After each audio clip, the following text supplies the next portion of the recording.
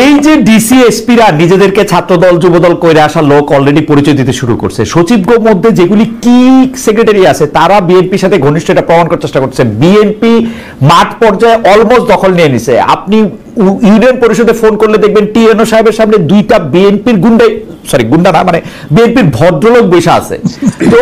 তো এই বিএনপির ভদ্রলোকদের জন্য তো টিএনও সাহেবরা সত্যি, আমি বিসিএস একাডেমিতে সাথে আমার একটা যোগাযোগ আছে এতদিন পরেও, তো ওরা আমাকে কিন্তু বলে যে বিএনপির ভদ্রলোকদের জন্য, ভদ্রমহিলাদের জন্য এবং এনসিপির এবং জামায়াতের কিন্তু তারা পরিমাণে কম।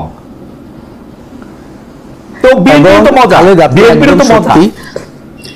আমি যে ডক্টর মোহাম্মদ ইউনূস সরকারকে বলতেছি যে ওরা আসলে ট্রেনের জানালা দিয়ে সুন্দর বাংলাদেশটা দেখতেছে, ধাবমান বাংলাদেশকে দেখতেছে, নামতেছে না, এসি ঠিক আছে ওইখানে।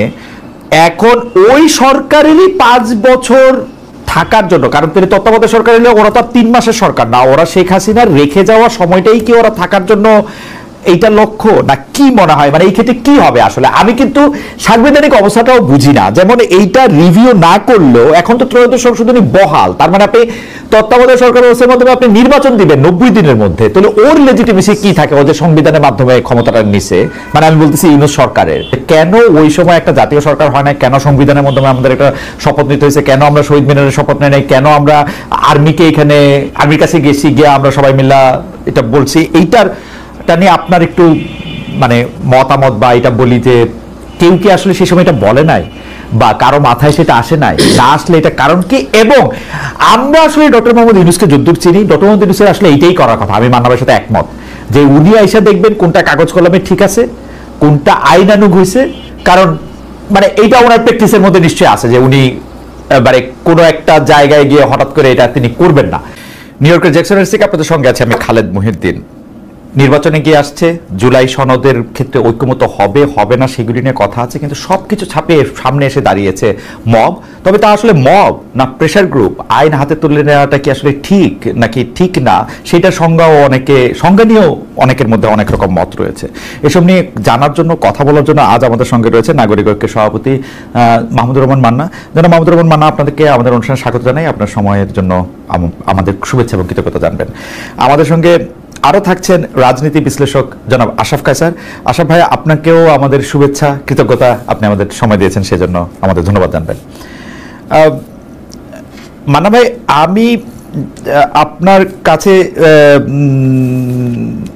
যে বিষয়টা নিয়ে আসতে চাই সেটা কিছুটা আমি ইন্ট্রোতে বলতে চেষ্টা করেছি, কিন্তু সেটা নিয়ে আসলে আমার গুছিয়ে বলার ভাষাটা নাই। কারণ হচ্ছে আজকে আমি ডিআরইউতে মঞ্চ 71-এর গোল টেবিল আলোচনা যেভাবে স্লোগান দিয়ে, প্রায় গায়ে হাত দিয়ে, মানে মারধর না করেও কানের কাছে গায়ে হাত দিয়ে, কাউকে কাউকে গায়ে হাত দিয়ে যেভাবে তুলে দেওয়া হলো, এইটা আসলে কতটা যৌক্তিক? কেউ কেউ ফেসবুকে লিখছেন এই আব্দুল লতিফ সিদ্দিকী তো শেখ হাসিনার ছেলের কথা বলে জেলে পর্যন্ত গিয়েছিলেন, মন্ত্রিত্ব হারিয়েছিলেন, তাকে আওয়ামী লীগ আর কখনো একসাথে করে নাই। করুক না করুক, মানে তিনি আওয়ামী লীগ করে না করে সেটার জন্য আইন আছে। মানে এটা কি, মানে আমরা এটা নিয়ে প্রশ্ন তুললে আমরা দেখছি যে জবাব এরকম আসছে যে এটা প্রেশার গ্রুপ। আওয়ামী লীগকে আসলে রাজনীতি করতে দেওয়ার সময়, বা যারা আওয়ামী লীগ ভাবাপন্ন তাদেরকে আসলে এই গণতন্ত্রের যেগুলি সংজ্ঞা বা বৈশিষ্ট্যের মাপকাঠিতে তাদের মাপা যাবে না। আমরা একটু আপনার কাছে শুনতে চাই একই ব্যাপার আসলে আশরাফ কায়সার ভাই আপনার কাছেও শুনতে চাই। আগে একটু মান্না ভাইকে শুনে আসি যে এটা আপনারা আসলে কিভাবে দেখতেছেন, এটা কি ঠিকই হইতেছে? মানে আমরাও কি গিয়ে উনাদের কানের কাছে গিয়ে বলবো আওয়ামী লীগ ধর, জেলে ভর, বা গায়ে হাত দিব? মানে আমাদের কি করা উচিত যদি একটু বলেন। মান্না ভাইকে আমি শুনতে পাচ্ছি না। জি এখন শুনতে পাচ্ছি, আমরা তো এরকম করছি না, আমরা এরকম করবো বলে উৎসাহ দিচ্ছি না। কারণ হচ্ছে এগুলো করা ঔচিত্যবোধের কোনো ব্যাপারই নেই এটার মধ্যে। ঘটনা আমি দেখেছি, যেমন আমি বলি লতিফ সিদ্দিকী ভাইকে তো আমি খুব ব্যক্তিগতভাবে চিনি। তার মন্ত্রিত্ব থেকে বাদ যাওয়া, তারপরে তার কেন্দ্রীয় কমিটির সদস্য বাদ যাওয়া, জেল খাটা, জেলে যখন ছিলেন তখন থেকে দেখতে গিয়েছিলাম পিজি হাসপাতালে, জেলের মধ্যে না, তখন তার কথাবার্তা আমি শুনতেছি। খুবই মানে একটু পাগলাটে টাইপের, খ্যাপা টাইপের, কিন্তু মনটা খুবই পরিষ্কার। এটা আমি একদম ওপেনলি বলছি। যারা যারা তার সাথে আজকে যে আচরণই করেছে, যাই করেছে, তারপরে আমি বলবো। তবে যখন মনে হয় বলে ফেললেন, যেমন সজীব জয় সম্পর্কে যে কথাগুলো বলেছিলেন একেবারে আন্তরিক অভিব্যক্তি প্রকাশ ছিল।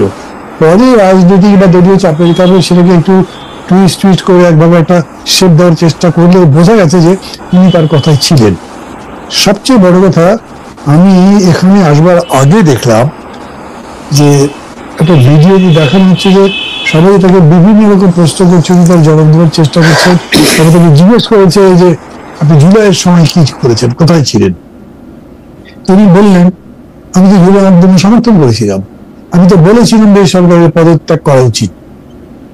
আমার সঙ্গে আছেন আমি সেন্ট্রাল কমিটির একজন সদস্য, তার বাড়ি টাঙ্গাইল, উনি আমাকে এর আগেই এই কথা বলেছেন যে উনি জুলাই আন্দোলন যখন মোটামুটি জমজমাট হয়ে যাচ্ছে তার আগেই উনি বলেছিলেন যে যে বদ্ধ পর্যন্ত পরিস্থিতি আছে তাতে তার পদত্যাগ করা উচিত। ওনাকে জিজ্ঞেস করছে আপনি এখানে এলেন কেন? উনি সেটা বলছে আমাকে বলা হলো যে এইখানে এই বর্তমান পরিস্থিতিতে কিছু কথাবার্তা বলা হবে, অন্য কোনো কিছু ভেবে আমি সেই নর্মালি আসছি। কিন্তু আর একটা দিকে আমি আপনাকে বলি যে এই যারা অর্গানাইজ করেছে ৭১ মঞ্চ, সম্ভবত নাম, বা মঞ্চ ৭১ যেটাই বলুক, তারা বেশ কিছুদিন ধরে এখানে করে গিয়ে কথাবার্তা বলছিল বিভিন্ন রকম, সরাসরি আওয়ামী লীগের পক্ষে বলছিল না, কিন্তু কর্তারা সেই মানুষগুলো আওয়ামী লীগ করা মানুষ, এবং সেই মানুষগুলো খুব স্পট আছে, তাদের মামলা আছে, সেরকম তারা প্রকাশ্যে ঘুরে ঘুরে বেড়াতে পারে, এবং সেখানে গিয়ে তারা এক ধরনের সরকারি বাড়াবাড়ি যেটা আসলে আওয়ামী লীগের উপর করা হচ্ছে, নাম না বলে বলছে, সেগুলোর কথা বলছে, একটা লিফলেট দিয়েছে। ধারণাটা প্রায় প্রতিষ্ঠিত হয়ে গেছিল যে এরা আসলে আওয়ামী লীগেরই আর একটা ফ্রন্টের মতো ওপেন করেছে, যেটা দিয়ে বিভিন্ন রকম সেমিনার সিম্পোজিয়াম করবে, কথাবার্তা বলবে, এক ধরনের ক্যাম্পেইন বিল্ড আপ করবে। আমি ধারণা করি যে সেই রকম চিন্তা থেকে এই রিঅ্যাকশনটা হয়েছে। ওকে, কারণ আপনি নিশ্চয়ই খেয়াল করেন যে না, আপনি শেষ করেন মান্না ভাই, শেষ করেন মান্না ভাই। আমি একটু মাঝখানে বলতে চাইছিলাম যে আমরা মান্না ভাইকে একটু আস্তে শুনতে পাচ্ছি। আমি একটু যদি আবির ভাইয়ের অনুরোধ করি যে আবির ভাই একটু সাউন্ডটা বাড়ানো যায় কিনা, আমাদের দর্শকরা একটু কম শুনতে পাচ্ছেন মান্না ভাইকে। জি মান্না ভাই, আপনি বলেন। না, এটা হয়তো আমার কণ্ঠের দুর্বলতা হতে পারে, যেরকম করে কাজ আশার পাইসার বলতে পারবে কণ্ঠ যত বড় শোনা যাবে আমারটা তত বড় শোনা যাবে না। আমার সেকেন্ড পয়েন্টটা ছিল এরকম যে এই যে, আচ্ছা পয়েন্ট আমি পরে বলি। আমি প্রশ্নটা করি, আমাদের দর্শকরা আপনাকে অনেকে শুনছেন, কেউ আপনাকে বলছেন যে আপনার কণ্ঠটা একটু কম শোনা যাচ্ছে, আবার কেউ একটু এইটা বলছেন যে আপনার কণ্ঠটা কি বিএনপি রোধ করে দিল নাকি কেউ, সেটা একটা কথার কথা, আমি সেটা ধরতেছি না। একজন বলতেছিল যে উনার নাম মমিন, উনার কথাটা আমার কাছে একটু প্রণিধানযোগ্য মনে হচ্ছে, উনার নাম মমিন, উনি বলছেন মব শুরু করেছিল আওয়ামী লীগ। আমি কিন্তু এই কথা মানি যে মব আওয়ামী লীগ শুরু করেছিল, কিন্তু এই সরকার বা যারা মব করে তারা কি আওয়ামী লীগের অনুসারী? ওই সময়ও কিন্তু আমরা দেখতেছিলাম যে সবগুলি দোষ, মানে ভাই আপনি আমার সাথে অনুষ্ঠানে ছিলেন, যে কিছুই নেই ওরা বলতো যে এরা জামাত বিএনপি এই জিনিসটা করে। তো জামাত বিএনপি কি সরকার চালায়? ওই সময় সরকারের মন্ত্রীদের আমরা এই প্রশ্ন করতাম। আওয়ামী লীগ মব শুরু করছিল বলে কি এইগুলি আমাদেরও করতে হবে? ওরা ডিসগাইজ করে, ওরা যদি দল খুলে, ওদের যদি সামনে আসার সাহস না থাকে, এইটাই তো নৈতিক পরাজয়। এর চেয়ে মানে এটা এখন আমাদের উদযাপন করতে হইলে কি এইটা আমাদের ওয়ে, বা এটা আমরা কেন করতেছি আসলে? মানব যদি দুটো দিন বলি খালেদ, প্রথম কথা সে এখন যে সরকার আছে এটা একটা বায়বীয় সরকার, এটা একটা পানির মতো তরল সরকার, এরকম শেপ নেই, কোনো কালার নেই, এটাকে ঠিক টাচ করা যায় না, এদের কোনো রেসপন্সিবিলিটি সেরকম করে মনে হয় না। মানে অনেকগুলো ঘটনা বলা যাবে যেখানে সরাসরি সরকারের দায় নেওয়া উচিত, সরকার এই ব্যাপারে একেবারে উদাসীন, এরকম মেলা ঘটনা অতীতে তো দেখেছেন। আমি কাহিনী বাড়াতে চাই না, উদাহরণ বাড়িয়ে কথা বাদ দিতে চাই না। এই কারণে হয়েছে কি, এই যে মব তৈরি হচ্ছে, এই মবই তৈরি হবে কিরকম করে বলেন? যেরকম যখন আপনার ওই যে টুঙ্গি পাড়ার ঘটনাটা ঘটলো, এটা খুব সিম্পল ব্যাপার ছিল, একটা 145 জারি করে দিতেন, উভয় পক্ষকে রেস্ট্রিক্ট করে দিতেন, মাঝখানে পুলিশ আর্মি দাঁড়িয়ে দিতে, কিছুই হতো না, গভর্নমেন্ট করেনি। এইখানকার ব্যাপারটা হচ্ছে যে এই কাজটা যে হচ্ছে, মানে তারা একটা সেমিনার করতে যাচ্ছে এবং সেটা প্রতিরোধের চেষ্টা হচ্ছে, দুটোই ইন্টেলিজেন্স কি জানেনি, কিন্তু তারা কিছুই করে নাই। মনে হচ্ছে যে তারা এটা এরকম করে উস্কেই দিচ্ছে বোধ হয়। তারা নিজেরা করছে, তারা নিজেদের করে স্টেট টাইম করছে যারা, তারা বিভিন্ন রাজনৈতিক দলের শুধুমাত্র সমর্থক না, তাদের কর্মীও আছে যারা এইটা লোকজন নিয়ে আসছে এবং কর্মীদের নিয়ে আসে এবং তাদের দিয়ে জিনিসটা মব দেখাচ্ছে। মব মানে বেশিরভাগ ক্ষেত্রে মব না, এগুলো দলের অনুরক্ত ভক্ত কর্মী সমর্থক, তাদের নিয়ে এসে একটা ইমোশনকে ফর্ম করে কাজটা করা হচ্ছে। তবে জিনিসটা দিন দিন কমছে, এটাও অবজার্ভ করবার মতো। দিন দিন কমছে বলে মনে করছেন মান্না ভাই? আমি একটু আশা ভাইয়ের কাছে আসি। আশা ভাই, একই প্রশ্ন, যে আমরা আসলে এইটা কেন করতেছি? আজকের যে ঘটনা ঘটেছে এটি নিয়ে কলঙ্কজনক একটি ঘটনা, নিন্দা করা ছাড়া এবং এটি যেন আর না ঘটে এরকম করে আমাদের বলা ছাড়া আর কোনো পথ নেই। কিন্তু আমি বলি যে এই মঞ্চ ৭১ কারা? এই মঞ্চ ৭১ কয়েক মাস ধরে আওয়ামী লীগের একটা সফট ন্যারেটিভ বাজারজাত করার চেষ্টা করছে। আপনি জানেন খালেদ, আওয়ামী লীগ বিপদে পড়লে মুক্তিযুদ্ধ তাদের একটা অবলম্বন হয়ে ওঠে এবং অতীতে শেখ মুজিব তাদের অবলম্বন ছিল, এখন আর সেই অবলম্বনটি নেই। কাজেই মঞ্চ ৭১ বলে জেরাই খান পান্নাকে সামাজিক যোগাযোগ মাধ্যমে এবং 15ই আগস্টকে ঘিরে আমরা একটা উত্তেজনা, অদায়িত্বশীল উত্তেজনা তৈরি করতে দেখলাম। আজকেও কিন্তু উনি ওনার আমন্ত্রণে লতিফ সিদ্দিকী ওখানে গেছেন, কিন্তু হোস্ট নিজেই সেখানে ছিলেন না। এবং মঞ্চ ৭১ বলে যারা যোগ দিয়েছেন তারা কেউ কেউ টকশোতে আওয়ামী লীগের পক্ষে সফট ন্যারেটিভ বিতরণ করেছেন গত কয়েক সপ্তাহে। তাই বলে তাদের সভা সমাবেশ করার অধিকার নাই, গোল টেবিল করার অধিকার নাই, অথবা আমি গিয়ে শারীরিকভাবে আক্রমণ করব, এটি কোনোভাবেই যুক্তিযুক্ত না। এই সংস্কৃতি থেকে আমাদের বেরোতে হবে। একে মব, প্রেশার গ্রুপ বা অন্য কোনো নামে ডেকে এর যে ভয়াবহতা সেটি যেন আমরা কমিয়ে না দিই। আমি শুধু একটু বলি, জাদুঘরের সামনে ইঞ্জিনিয়ার ইনামুল হক বলে এক লোক প্রতিবাদ করছিলেন শেখ হাসিনার বিরুদ্ধে। তাকে দিবালোকে এসে যুবলীগ বা ছাত্রলীগের লোক চর মেরেছিলেন। মাহমুদুর রহমান, আমার দেশ সম্পাদক, তাকে কোর্টে তাকে আক্রমণ করে রক্তাক্ত শরীর করেছিলেন, তার গাড়ি ভেঙে দিয়েছিলেন। আবুল আসাদ, দৈনিক সংগ্রামের সম্পাদক, বয়োবৃদ্ধ মানুষ, তাকে পাজাকোলো করে ওই অফিস থেকে বের করে দেওয়া হয়েছিল। ওই ঘটনাগুলো কিন্তু আওয়ামী লীগ শাসন আমলে ঘটেছিল। আজকে যারা নিন্দা করছেন তারা কি ওই ঘটনার সময় কোনো টু শব্দ করেছেন? আপনি অন্তত দৈব চয়ন পদ্ধতিতে 5টা খোঁজ করে দেখেন, আপনি উত্তর পাবেন না। তার মানে তাদের মানবাধিকার সেন্স অথবা মত প্রকাশের স্বাধীনতার সেন্স এটা কিন্তু মুখ চিনে চিনে সিলেক্টিভ, আমল চিনে। এই ঘটনা আমার দুইটা মানে উত্থাপন আছে, ঠিক প্রশ্ন না। মানে একটা হচ্ছে আওয়ামী লীগের পক্ষে সফট ন্যারেটিভ তৈরি।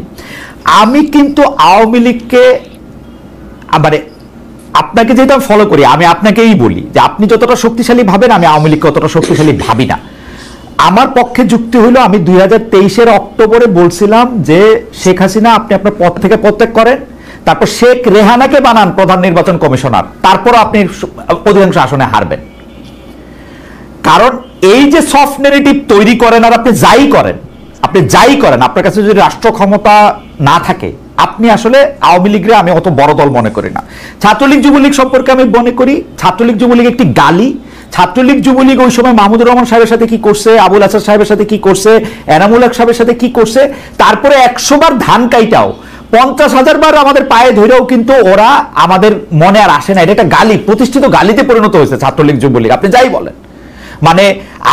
মানে এইটার ক্ষেত্রে মানে আমরা যখন কাউন্টার ন্যারেটিভ দাঁড় করায় আশা ভাই, বিশেষ করে আমি দেখছি যে আপনি ওপিনিয়ন লিডার হিসাবে আপনি কিন্তু অনেক, আমার আপনার কাছে জানতে ইচ্ছা করে যে এই কাউন্টার ন্যারেটিভটার তো শেষ তো হইব না। আমরা তো আওয়ামী লীগের এগুলি পামু, তার আগে গেলে আওয়ামী লীগ জাসদের লোকে কি করছে পামু, জিয়াউর রহমান সাহেব বিএনপি প্রতিষ্ঠা করার সময় কি করছে পাইলে এগুলি পামু। আপনি এগুলি আরো ভালো করতে পারবেন, মান্না ভাই তো কালা সাক্ষী। এইটা মানে এটা আমরা করবো কিনা, মানে আমি সাজেশন চাইতেছি যে এটা আসলে ঠিক হবে। খালেদ, আমার স্ট্রং সাজেশন হচ্ছে এই পথ অবলম্বন করা যাবে না, এই পথের শেষ হতে হবে। অতীতের দিকে তাকালে আপনার মনে প্রতিহিংসা জাগবে, ক্ষোভ জানবে, হতাশা জাগবে, কিন্তু এইটা কোনো পথ না। আরেকটা জিনিস, যে গৌরবোজ্জ্বল গণ অভ্যুত্থান হয়েছে এবং যে রকম ভাবে পলায়ন করেছেন শেখ হাসিনা এবং তার দুঃশাসন, তারপরে এটি মানানসই না। তৃতীয় হচ্ছে, যারা এই মব ভায়োলেন্সের সাথে যুক্ত এই লোকগুলো কারা? এই লোকগুলো অদায়িত্বশীল, তাদের গণ অভ্যুত্থানে তেমন কোনো ভূমিকা নাই, তারা একটা ভালনারেবল রাজনৈতিক সময়ের সুযোগ নিচ্ছে। আমি বরঞ্চ বলবো এরা গণ অভ্যুত্থানের বিপক্ষ শক্তি, কেননা গণ অভ্যুত্থানের ভেতর দিয়ে মানুষের মধ্যে যে আশা আকাঙ্ক্ষা জেগে উঠেছিল, এই আইন বহির্ভূত কর্মকাণ্ডগুলো মানুষকে বিভ্রান্ত করছে, বিচলিত করছে এবং হতাশ করছে। কাজেই আমি কোনোভাবেই বলছি না it can continue, it can't. আরেকটা জিনিস হচ্ছে যে আওয়ামী লীগকে আমি অত শক্তিশালী মনে করি না, কিন্তু আমি তাদের কালচারাল হেজিমনি অথবা তাদের সফট ন্যারেটিভ তৈরি করার যে ফ্যাক্টরি, সেটিকে মনে করি। আপনি আজকে খেয়াল করবেন, আজকের ঘটনার পরে সামাজিক যোগাযোগ মাধ্যমে বলা হয়েছে মুক্তিযুদ্ধের উপরে আক্রমণ হয়েছে, মুক্তিযোদ্ধার উপরে আক্রমণ হয়েছে। এখন একজন মুক্তিযোদ্ধা যদি অপরাধ করেন অথবা দুঃশাসনের সঙ্গী হন অথবা ফ্যাসিবাদী শাসনের কলকাঠি নেড়ে থাকেন, তার উপরে আক্রমণ করলে এটা আওয়ামী লীগের একটা চিরায়ত হচ্ছে, এটা মুক্তিযুদ্ধের উপরে। কিন্তু তারা যখন দুঃশাসন করছিলেন তখন কিন্তু বলেন নাই যে মুক্তিযুদ্ধের দুঃশাসন চলছে, তার মানে বেছে বেছে তাদের একটা বয়ান আছে। এই মুক্তিযুদ্ধের এই দোকানদারি থেকেও তো আমাদের মুক্তিযুদ্ধকে বাঁচাইতে হবে, আওয়ামী দোকানদারি থেকে। কিন্তু আমরা তো উল্টাটা দেখতেছি, আমরা তো দেখি যে এক লোক ডাকসুতে দাঁড়াবে, সে বলবে রশিদ মিনাজ হচ্ছে বীরশ্রেষ্ঠ, মতিউর রহমান হলো হাইজ্যাকার, এবং এটার কেউ প্রতিবাদ করবে না। মানে আওয়ামী লীগের দোকানদারি থেকে তো মুক্তিযুদ্ধ আমাদের বাঁচাইতে হবে। মানে মুক্তিযুদ্ধকে আওয়ামী লীগ দলীয়করণ করে ফেলেছে, তার সব অপকর্মের জন্য মুক্তিযুদ্ধকে সে ব্যবহার করেছে। আপনি খেয়াল করে দেখুন, 1 লক্ষ মুক্তিযোদ্ধা যদি থাকে, আওয়ামী লীগ আমলে 3.25 লাখ মুক্তিযোদ্ধা হয়েছিল। এমনকি আমরা শুনেছি ওই মন্ত্রী নিজেও মুক্তিযোদ্ধা ছিলেন না। এই হচ্ছে আওয়ামী লীগের মুক্তিযুদ্ধের চেহারাটা। আপনার সাথে আমি পুরোপুরি একমত, আওয়ামী লীগের হাত থেকে মুক্তিযুদ্ধকে রক্ষা করতে হবে, কিন্তু এখন যেভাবে চেষ্টা করা হচ্ছে এটা সাংঘাতিক সুইসাইডাল, এবং তাতে করে ওই ন্যারেটিভে বাংলাদেশ ফেরত যাচ্ছে, আওয়ামী লীগের বিকৃত ন্যারেটিভে। কাজেই খুব সচেতনভাবে খেয়াল করতে হবে এরা আদৌ দেশের পক্ষের শক্তি কিনা, গণতান্ত্রিক রাজনীতির পক্ষের শক্তি কিনা। আমি পরিষ্কার আপনাকে বলে দিই, কিছু ইন্ডিভিজুয়াল তারা পাওয়ার পেয়ে গেছেন, তারা অন্তর্বর্তী সরকারের অংশ, তারা মব ভায়োলেন্সের ক্রিয়ানক, এবং তারা দেশে বিদেশে থাকেন, ইউটিউব পরিচালনা করেন। তারা চান না এই দেশের গণতান্ত্রিক রাজনীতি আবার স্থিতিতে ফেরত আসুক, তারা চান এই অচল অবস্থা চলতে থাকুক, তাহলে তাদের গুরুত্ব তৈরি হবে। তারা কিন্তু অ্যানার্কিস্ট, কাজেই তারা কারো বন্ধু না, এই কথাটা পরিষ্কার বলতে চাই। আশরাফ ভাই, আপনার কাছ থেকে এটা আমি আবার একটু, মানে এটা আপনি আর একটু ইলাবোরেট করবেন কিনা।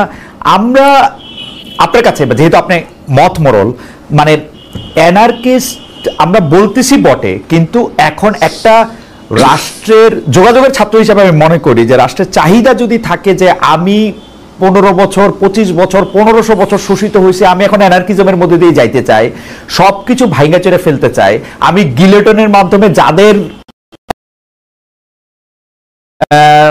মানে পোশাক আশাক তাদেরকে আমি কতল করতে চাই, এইটা যদি হয় আমার মানসিকতা, কারণ আমি বঞ্চিত, এইটারও তো আমি আসলে খুব বেশি কেমনে এটাকে মানা করব, ওইটা জায়গা থেকে আমি আপনার কাছে আসতেছি।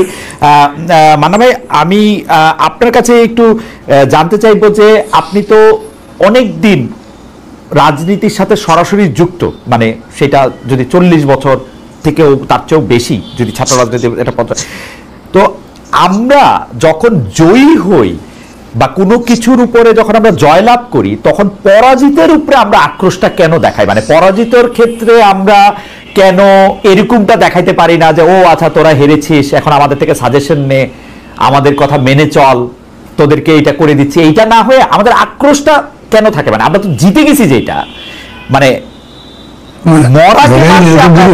পছন্দ করি। মান্না ভাই, এটা যদি ধরেন এরকম যদি হয় যে একটা নির্বাচন হয়েছে, একটা পিসফুল নির্বাচন, তাতে একদল জিতেছে আর একদল হেরেছে, তখন এই প্রস্তাবটি করতে পারবেন না। এরকম ধরুন বাংলাদেশেই আছে যে মোটামুটি ভালো নির্বাচন হওয়ার পরে সম্পর্ক ভালো গেছে, অত বড় মানে হু হাঙ্গামা হয়নি।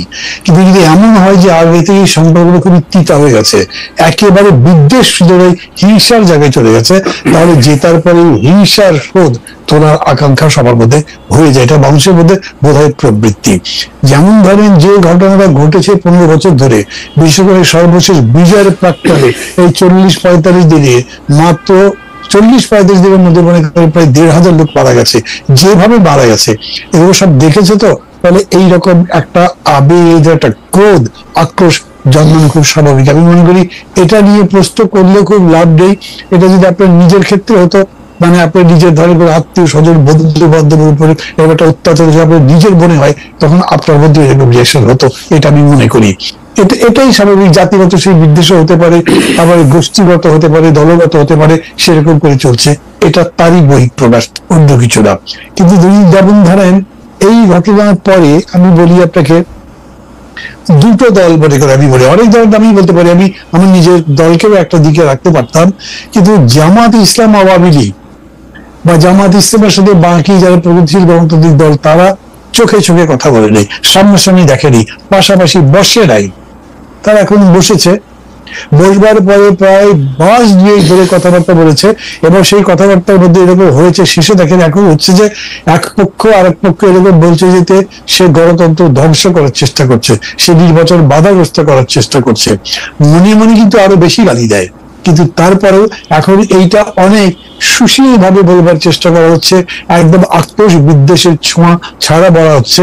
এবং এই যে সভাটা চললো এতদিন ধরে, যেটা আপনার ওই কি বলে ঐক্যমত্য কমিশনের মধ্যে হয়েছে, সেটা পিসফুল এন্ডিং হয়েছে, সেটা ওয়াইন্ড আপ করা গেছে। আগে তো দুইজন বড় প্রতিবারে জয়পুরে তা পক্ষ করতে গিয়ে যে বাংলাদেশে লিখে গেছে, ঝগড়া করতো, এখন ওই জায়গাটা নাই।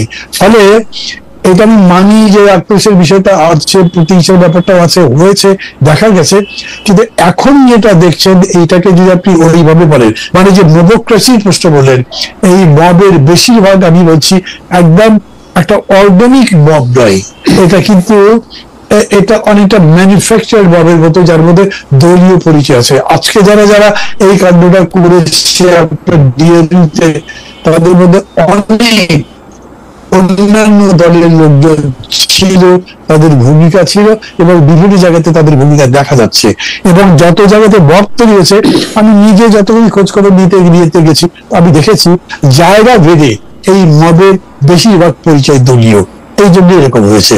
আর এই দলীয় যদি আপনি যদি উস্কাতে থাকে, তাহলে তো সেরকম হবেই। আর যদি সেটার পেছনে আপনি একটা কিছু পাইয়ে দেবার, কিছু লাভ হবার সম্ভাবনার কথা বলেন, তাহলে তো আরো হবে। আপনি এটাকে দলীয় বলতেছেন, মানে মানে কোন দলের লোক তারা, বা কাদের? না, দলীয় বলছি না, আমি বলছি যে দলের বিবেচনাতেই আসছে, কোন কোন দলের উদ্যোগে হয়েছে, দলীয় সামগ্রিক ভাবে তা না। এখন মনে করেন 5টা দলের আক্রোশ আছে, 5টা দলের লোকজনই আসছে, তার মধ্যে কোন দলের বেশি আছে, পার্টিসিপেশন দেখে বোঝা যাচ্ছে যে এই দল বেশি পার্টিসিপেট করছে। আর মব বলতে যাবো, আমাদের অর্গানিক যদি বলেন, তাহলে তাদের পার্টিসিপেশন খুব হয়েছে বলে আমি মনে করি না। একটু আশরাফ ভাইয়ের কাছে আসতে চাই। আশরাফ ভাই, আপনি অ্যানার্কিস্টের জায়গা থেকে আপনি একটু বলতেছিলেন, আমার কাছে আমি সরলভাবে বুঝি যে সাপ্লাই হয় হচ্ছে ডিমান্ডের উপর নির্ভর করে। আমাদের ডিমান্ড তো এখন অ্যানার্কিজমের দিকে, তাই না? আর মান্না ভাই যেটা ইঙ্গিত করলো সেটার থেকে, বা যেটা স্পষ্ট বললো আর কি, দল সরাসরি না বললো, দলের একটা উৎসাহ বা মানে একটা আয়োজন ছিল, সেইটার ক্ষেত্রে যদি আপনি একটু মন্তব্য করতেন। আমি প্রথমে বলি ডিমান্ড আছে, কারণ পরিস্থিতি হচ্ছে যে আজ পর্যন্ত 12 মাস পরেও এই যে গণহত্যা অথবা আয়নাঘর, গুম খুন, এর কোনো কিছুই আওয়ামী লীগের কোর নেতৃত্ব, কমান্ডাররা তো বটেই, এমনকি তাদের যারা সমর্থক, শুভানুধ্যায়ী, তাদের মধ্যে আমরা কোনো অনুশোচনা দেখতে পাইনি। কি দেখতে পেয়েছি? জুলাই একটা ষড়যন্ত্র ছিল। কি দেখতে পেয়েছি? জুলাইয়ের ভেতরে জামাত শিবির নেতৃত্বে ছিল, জঙ্গিরা দেশ নিয়ে গেছে, মার্কিন যুক্তরাষ্ট্র সাহায্য করেছে। এই যে ন্যারেটিভটা, এটি এখনো আপনি বা কলকাতায় যারা পলাতক আছেন, গত সরকারের অপতথ্য মন্ত্রী অন্যান্যরা, তারা কিন্তু একই কথা বারবার বলছেন। তাহলে মানুষের ভিতরে ক্ষোভ সঞ্চার হচ্ছে যে আওয়ামী লীগ অপরাধ করেছে, অপরাধ করে পালিয়ে গেছে, কিন্তু স্বীকার করছে না, অনুশোচনা করছে না। এটি একটা। দ্বিতীয় হচ্ছে, অন্তর্বর্তী সরকারের একটি চরম ব্যর্থতা হচ্ছে গণহারে হত্যা মামলা দেওয়া। আপনি যদি সৃজনশীল অপরাধগুলোকে সৃজনশীল মামলায় আনতে পারতেন, তাহলে 100 বছর গল্প করতে পারতেন আওয়ামী লীগের অপশাসনটি কেমন ছিল, অর্থনৈতিক অপশাসন, রাজনৈতিক ইত্যাদি, এবং মানুষ তখন অনেকটা স্বস্তি পেত যে হ্যাঁ, এই লোকগুলোকে তো আমরা ঠিকভাবে বিচার হতে দেখছি। এখন তারা মনে করছে যে এই বিচার সঠিক হচ্ছে না, এবং তারা যে কোনো সময় ফুলের মালা নিয়ে বেরিয়ে চলে আসবেন। জামিন আপনি দেখেছেন যে কেউ কেউ জামিন পেয়েছে, এবং তা নিয়েও যথেষ্ট উষ্মা ছড়িয়েছে সমাজে। কাজেই এই ডিমান্ডটা বাজারে আছে যে আমি মানুষ কখন আইন হাতে তুলে নিতে চায়?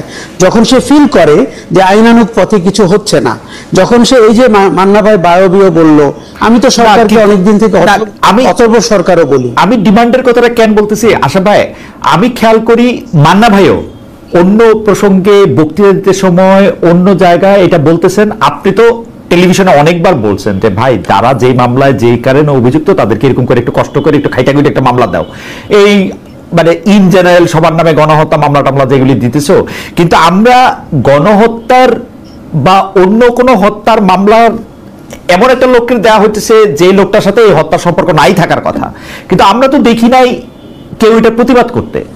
আমি নিজেই শাকিল রূপা কেন 12 মাস ধরে কারাগারে, জামিন কেন হয় না, ওর মেয়ে ফোন করে, আমি ফোন ধরি না, আমার লজ্জা লাগে যে আমার কাছে মনে হয় ওর তো জামিন তো হইতে পারে, শাকিলের সাথে আমার সাংবাদিকতা নিয়ে দ্বিমত থাকতে পারে ওর, কিন্তু ওর নামে হত্যা মামলা, ওদের দুজনের জামিন হবে না, এটা কেমন কথা?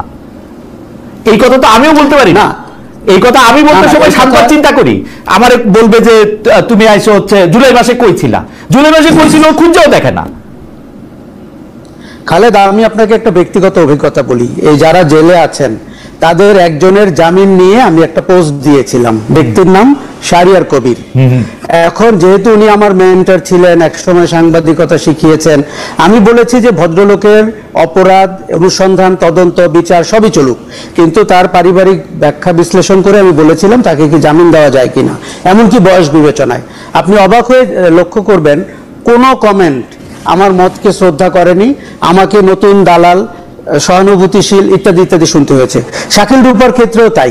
আমি মনে করি তাদের জামিনের অধিকার রয়েছে, এবং কিন্তু পাশাপাশি আমি যেটি বলতে চাই, তারা যে অপরাধ করেছেন বা অভিযোগগুলো যা রয়েছে সেই মামলাগুলো যেন সাজানো হয়, তাহলে আমরা জানতে পারবো যে ক্রিমিনালাইজেশন অফ মিডিয়া। অ্যাবসলিউটলি। আমরা আজকে খায়রুল হক সাহেবের নামে হত্যা মামলা না হইয়া যদি আমরা উনার রায় টেম্পারিং এর মামলা, উনি উনার ব্রাদার জাজদেরকে বলছেন কিনা যে তুমি রায়টা এভাবে করে লেখো, এইটার যদি আমরা গবেষণা করে বাইর করতে পারতাম, এইটা আমাদের জন্য একটা মাইলস্টোন হইতো। কারণ আমরা কি করলাম,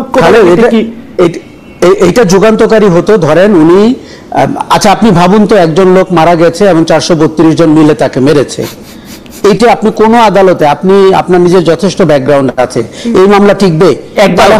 একটি মামলা টিকবে, শোনেন, একটি মামলা টিকবে না। খায়রুল হক কোনো ব্যক্তিকে হত্যা করেনি, খায়রুল হক গণতান্ত্রিক প্রক্রিয়াকে হত্যা করেছে। কাজেই খায়রুল হকের বিরুদ্ধে মামলাটা ওইটা হইতে হবে। আমাদের সমস্যা হচ্ছে আমাদের পুলিশ এবং বিচার বিভাগ এই যে সৃজনশীল অপরাধ, এই জায়গাগুলোতে হাঁটতে পছন্দ করেন না। আপনাকে আরো তিতা সত্য বলি, এই মামলাগুলো দিয়ে পুলিশ যে নতুন বাণিজ্য করছে, হাসিনার আমলে একরকমের বাণিজ্য করেছে তারা, এখন আবার অন্তর্বর্তী আমলে, বিপ্লব পরবর্তী আমলে তারা আরেক রকমের মামলা করছে, এবং বিচারালয়গুলোতে বিশেষ করে নিম্ন আদালতে একই ঘটনা ঘটছে। এবং বিএনপি সেই বাণিজ্যের মানে খুব ভালো পার্টনার হয়েছে, সবগুলি ঢাকার বাইরে নাকি সবগুলি মামলা বিএনপি লোকেরা দিতেছে এগুলি বৈশা বৈশা, এবং পয়সাও নিচ্ছে স্বাভাবিকভাবেই।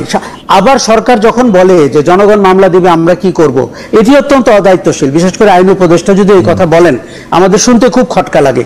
দেখুন, বিএনপি, জামাত, এনসিপি যেহেতু একটি পার্টি মাঠ থেকে পালিয়ে গেছে, তারা আসলে কেউ প্রস্তুতি ছিল না এই পরিবর্তনের জন্য। শোনেন, জনসভায় কথা বলা সহজ, হাসিনা তুই বিদায় হও, কিন্তু বিদায় হয়ে যাওয়ার আগে আমি তো দোষ দিই হাসিনাকে, 15 দিন সময় দেওয়া উচিত ছিল যে আমি পালিয়ে যাওয়ার সিদ্ধান্ত নিচ্ছি, আপনারা কি করবেন দেখেন, কি ধরনের আলোচনা, ঐক্যমত্য সরকার, তাহলে অন্তত দেশটা কিছুটা স্বস্তি পেত। দেশ স্বস্তি, আমি ক্ষমতায় থাকবো না আর দেশ স্বস্তিতে থাকবো, এটা আমার চাওয়া হবে এই পৃথিবীতে। আমি জোকিংলি বলছি, আমি মানে মানে এটা তো মান্না ভাই আরো ভালো বলতে পারবে। বিশ্ববিদ্যালয়ের একজন বিএনপি পন্থী শিক্ষক রিট করছিল হরতাল করা যাবে না বাংলাদেশে, রিট, সেইটা উনি গিয়া ওইটারে 500 করে আসলো, এরপর আবার বিএনপি বিরোধী দলে চলে গেল, উনি আর রিট আর ওই আদালতেও যায় না, ওই মামলা কিন্তু আছে এখনো পেন্ডিং। মান্না ভাই একটু আমাদের কাছে, মান্না ভাই কাছে একটু জানতে চাই, মান্না ভাই এই যে অ্যানার্কিস্ট বলা, তারপরে হচ্ছে যে আমরা আসলে অ্যানার্কিটাই চাইতেছি কিনা, এইটাই আমাদের চাওয়া কিনা। আপনি কিছুটা বলছেন যে যে মানুষের তো আসলে সামনাসামনি কিছু ক্ষোভ, কিছু ক্রোধ তো থাইকাই যায়, কিন্তু আমরা এর থেকে মানে ওভারকামটা কেমনে করবো? দেখেন, আমরা যখন এই কথা বলতেছি তখন একজন মেসেজ পাঠাচ্ছে, খালেদ মহিউদ্দিন, আপনি আওয়ামী লীগকে গণহত্যাকারী দল বলেন, তাদের ক্ষমা চাওয়া উচিত মনে করেন, তাদের সাথে কথা বলতে চান না, ভালো কথা, কিন্তু আপনার কাছে 30 লক্ষ মানুষ হত্যাকারী দল কই ক্ষমা চেয়েছে জানাবেন। মানে এটা শেষটা মানে আমরা আসলে রাজনীতিটা বা মানে এই অংশগ্রহণটা আমরা 5 বছর পরে কই দেখতে চাই? আর ট্রুথ এন্ড রিকনসিলিয়েশনের একটা কথা উঠতেছিল যে তাদের মধ্যে কোনো অনুশোচনা আছে কিনা, তারা এটা একবারও বলছে কিনা, এটা বলার কোনো সুযোগ আমরা দিছি কিনা, সেইটার ব্যাপারটা একটু মানে আমাদের মানে এটা কোনো ফরম্যাটে তারা বলতে পারতো কিনা, যেখানে তাদের নেত্রী নাকি, আমি জানি না এটা এই কিনা, তাদের নেত্রী শেখ হাসিনা বলেন যে তিনি এখনো বাংলাদেশের প্রধানমন্ত্রী। মানে এটা খুবই ইন্টারেস্টিং, কিন্তু অনুশোচনা বলতে পারেন উনি বলতে পারেন, ওনার স্বভাবে এরকম আছে, আমি এটা বিশ্বাস করি। আবার কেউ বিশ্বাস নাও করতে পারি, সত্য কথা। আগে আমাকে বলেন, আমাকে কি শোনা যাচ্ছে ঠিক মতো? এখন একটু ভালো শোনা যাচ্ছে, জি মানে বেটার। আচ্ছা, তাইলে আমি আপনাকে বলি, প্রথম কথা কি জানেন, আমাদের যে বিজ্ঞানী না, মানে বিজ্ঞানী বলছে যে এই অভ্যুত্থানের বিজয়ের মুহূর্ত থেকে যদি শুরু করেন, একটা বিরাট মানে আকাঙ্ক্ষা মানুষের মধ্যে তৈরি হয়েছিল, বাংলাদেশ। এই নিউ বাংলাদেশ মানে পুরো কোনো অন্যায় অত্যাচারী থাকবে না, সবকিছু ভালো হয়ে যাবে। কিন্তু সেই সময় একটা বড় ধরনের ডিফারেন্সের কথা আমি আপনাকে বলি, সমগ্র জাতীয় ঐক্যবদ্ধ হয়েছে বলছি না, কিন্তু এখন দেখেন নাই, ইসলাম বলে যে আমরা বলেছিলাম একটা জাতীয় সরকার হওয়া উচিত, কিন্তু বিএনপি রাজি হয়নি। বিএনপির পক্ষ থেকে মির্জা ফখরুল কিংবা কেউ কিন্তু প্রতিবাদ করেনি যে না, তারা জাতীয় সরকার চাননি, বলেননি। তার মানে একটা গভর্নমেন্ট রিপ্লেস করলেন, আর একটা গভর্নমেন্ট কেমন আসবে সেই ব্যাপারে আপনাদের ঐক্যবদ্ধ ছিল না। আমি কথাটা কেন বললাম, আর একটা গভর্নমেন্টের ক্যারেক্টার, একটা গভর্নমেন্টের স্ট্রাকচার উনি ডিফাইন করতে পারেন, কিন্তু আশা আকাঙ্ক্ষাটা তুঙ্গে তুলে দিয়েছেন। আপনি যে প্রশ্ন করছেন, আমরা যে জবাব দেবার চেষ্টা করছি, সেই জবাবটা হচ্ছে এরকম, আমাদের প্রত্যাশা বা আকাঙ্ক্ষার সাথে আমাদের প্রাপ্তি একেবারে মিলছে না। অতএব প্রশ্ন করছি এটা ওটা উল্টা পাল্টা সিধা সব রকম প্রশ্ন করছি। আপনি যে জিজ্ঞেস করলেন না, এই যে অ্যানার্কি মানে কি, যার মধ্যে কোনো থিওরি নাই, কেবলমাত্র ভাঙচুর। বৈরাজ্য জিনিসটাই এরকম যে যার মধ্যে কোনো ইথিক্স নাই, কোনো ডাইরেকশন নাই। কিন্তু বাংলাদেশে একটা আপনার সংস্কার প্রক্রিয়া চালু আছে, সমস্ত মানুষ মনে করছে আমরা সবকিছু বদলে ফেলবো, নতুন কিছু জিনিস নিয়ে আসবো এবং সেটা সবার জন্য সুখকর হবে, যেটা আমরা এনজয় করতে পারবো। রিয়ালিটি হচ্ছে এরকম কোনো কিছু হয়নি। অতএব আপনি নিশ্চয়ই জানেন যে বইটা ছেলেরা, আপনি আগে মাঝখানে এই কথা একটু বলেন না, আপনি বলতেছেন জনগণের মধ্যে আকাঙ্ক্ষা তৈরি হয়েছিল। আমি যদি এটা চ্যালেঞ্জ করি, জনগণের মধ্যে এই আকাঙ্ক্ষা তৈরি হয় নাই। আমি যদি বলি জনগণের মধ্যে আকাঙ্ক্ষা তৈরি হয়েছিল আওয়ামী লীগকে শাস্তি দেওয়ার জন্য, তারপরে কি হবে কি না এটা জনগণ জানতোই না, এটা আপনি জানতেন, কিন্তু আপনি খুব জনগণ জানতো না, কারণ আমি ওইরকম করে যদি বলেন তাহলে আকাঙ্ক্ষার কোনো লক্ষণ ওইরকম করে যদি বলেন তাহলে আমিও জানতাম না। এই আকাঙ্ক্ষাটা হয় খুবই ব্রডলি, এত পার্টিকুলারলি আপনি বুঝতে পারবেন না। আপনি মনে করছেন যে এই জুলুমটা গেছে, এই জালিমটা গেছে, তাহলে এখন শান্তি হবে, এটা হলো কমন আইডিয়া। এটা বলছি, মুক্তিযুদ্ধের সময় কেউ বলে নাই আমরা এই যে 4 মূলনীতির কথা বলেছিল, আপনার গণতন্ত্র, ধর্মনিরপেক্ষতা, সমাজতন্ত্রীতে, এগুলো মানুষের মধ্যে ছিল না। এইখানে ধরেন আমরা যেরকম করে বলছি সেকেন্ড রিপাবলিক, এগুলো মানুষের মধ্যে ছিল না। কিন্তু কমন জিনিস হচ্ছে এই অত্যাচারটা থাকবে না, এই নির্যাতন থাকবে না, এত কষ্ট থাকবে না। এটা সব মানুষই আকাঙ্ক্ষা, প্রত্যেক মানুষই তার জীবন আরো উন্নত করতে চায় না। তো যখন আপনি এগ্রিগেটলি যাচ্ছেন, তো এগ্রিগেট ইন্টারেস্টটা হচ্ছে যে রাষ্ট্রটা বেটার হবে, সমাজ বেটার হবে, সরকারটা ভালো হবে। এই অর্থেই বিষয়টাকে ধরেন, এত তারা স্পেসিফাই করে ল্যাঙ্গুয়েজ দিয়ে কত সুন্দর সুন্দর ভাবে ভাবছে, ওই জিনিস ভাববেন না। তাহলে আপনি দেখবেন ওটার সাথেও মিলে যায়। কারণ হচ্ছে যে এখন সে থানায় যাচ্ছে, সে মামলা দিতে পারছে না, জিডি নিচ্ছে না, তদন্ত করবার জন্য পুলিশ ডরছে না, এখনো টাকা দিলে পুলিশে ডরে না, অফিসারে ডরে না, সে মনে করছে কোনো জিনিসই হয় না। এটাও একটা এনার্কি বলেছে তার কাছে, এবং সবকিছুর উপর অনাস্থা দিচ্ছে। সেই রকম সময় আবার খেয়াল করেন, সরকার যারা আছে তারা কোনো আশার কথা শোনেন নাই, কোনো কনফিডেন্সের কথা শোনেন নাই, এবং তারা যে একটা সাকসেসফুল হওয়ার জায়গায় যাবে তারা। যখন ডক্টর ইউনূস বলেন যতদূর আমরা ঐক্যবদ্ধ হই ততদূর করবো, যতদূর পারি না ততদূর ছেড়ে দেবো, তার মানে আপনি তো সারেন্ডার করলেন, ফাইট করে দিয়ে আসবে তা বলছেন না, আর্গুমেন্ট করে দিয়ে আসবে তা বলছেন না, আপনি এরকম করে বলছেন না যে আমি রুল করবো ওভার এনার্কি, তা বলছেন না। মানে এনার্কিটা কিরকম হচ্ছে, যার যেরকম ইচ্ছা বেরিয়ে বৈশিক করছে, যেরকম ইচ্ছা সেরকম দাবি তুলছে, ওটার মধ্যে কিন্তু লজিক আছে। আপনি যখন বলছেন যে আমি এটা বৈষম্যহীন সমাজ করবো, তখন বেতনের ক্ষেত্রে যত বৈষম্য আছে, যতগুলো স্কেল আছে, প্রত্যেক জায়গাতে আছে, তারা প্রত্যেকেই তো ধারাবাহিক করতে পারে, আন্দোলন করতে পারে। তাদেরকে আপনি নৈরাজ্য ভাবতে পারেন, কিন্তু এটা হয়তো নৈরাজ্য নয়। এটাই আমি বলতে চাইছি যে সামগ্রিকভাবে মানুষের এই নৈরাজ্যের জায়গায় চলে গেছে, আমি তা মনে করি না। কিন্তু ধরো আমি যে কয়েকদিন আগে 2-3 দিন ধরে এলাকায় ছিলাম, বিশ্বাস করে আমি এটা ইউনিয়নের মধ্যে ঘুরেছি, যে মানুষের সাথে যোগাযোগ করবো, হেঁটেছি, হুন্ডে গেছি বা গাড়িতে গেছি, অনেক হাজার হাজার লোকের সাথে দেখা যাচ্ছে। প্রত্যেক মানুষের মধ্যে মনে হচ্ছে নির্বাচন দেখে গেছে, এবং আমাকেও সেরকম বলছি, ঠিক মানে নির্বাচনের পথ হিসেবে যেরকম করে সেরকম করছে। তো মানুষ এর মধ্যে ঢুকে গেছে, কেউ মনে করছে না মানুষ নির্বাচন নিয়ে আগ্রহী নাই। আপনি এটা খুবই পরিধানযোগ্য কথা বলছেন। আমি একটু আশাফ ভাইয়ের কাছে আসি, যে আশাফ ভাই আপনি যদি একটু বলেন জনগণের মধ্যে ওই আকাঙ্ক্ষা তৈরি হয়েছিল কিনা, যেটাকে একটা আদর্শ জায়গা থেকে এটা বলা যেতে পারে। আরেকটা জায়গা আমার অবজারভেশন হচ্ছে যে মান্না ভাই বলতেছিলেন যে এই সরকার কিছুটা নির্লিপ্ত হয়ে দেখতেছেন। আমি দেখি যে পুরোটাই নির্লিপ্ত। আমার কাছে মনে হয় ইউনূস সাহেব একটা ধাবমান ট্রেনে বসে আছেন, উনি ট্রেনের জানালা দিয়ে দুনিয়াটা দেখতেছেন, একবারের জন্য স্টেশনে নামতেছেন না। এবং এই এই এই জায়গাটা থেকে উনার স্টেশন, ভালো স্টেশনটা আসলে উনি ভালো করে নামে পড়বেন। আবার প্রথমে বলি জনগণের আশা আকাঙ্ক্ষার জায়গাটা, পৃথিবীর কোথাও পরিবর্তনের সময় জনগণ একাডেমিক ল্যাঙ্গুয়েজে তার আশা আকাঙ্ক্ষা বর্ণনা করে না। তিনি থানায় গেলে ব্যবহার ভালো পাবেন, বাজারে মাছ কিনতে, অন্তত ছোট মাছটা কিনতে পারবেন, রাত্রেবেলা ঘুমাতে পারবেন, এগুলোই তার প্রত্যাশা। এগুলোকেই রাজনীতিবিদরা বা একাডেমিশিয়ানরা বসে রাষ্ট্রের সংস্কার করে, আপনার শাসনতন্ত্রের সংস্কার করে এবং অ্যাডমিনিস্ট্রেটিভ সব অর্ডিন্যান্স জারি করে আপনার কাছে পৌঁছে দিবে।